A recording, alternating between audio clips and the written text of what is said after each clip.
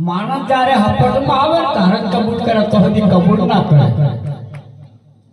થતી તળાવી જીસલ જાડેજાને નળિયા કિનારે લાકડાની નાવ નહીં પાણીમાં ચાદરની નાવ પાથરી પ્રેમની ચાદર વિક્રમ ઠાકોર વાળો પ્રેમ ને એ તો કેટલા ને એને પડી મળી ગયો એવો તાળો પડી ચાદર પાથરી પોતાનું કર્મ પોતાને સતાવે બીજાને નહીં રોઈ રોઈ કે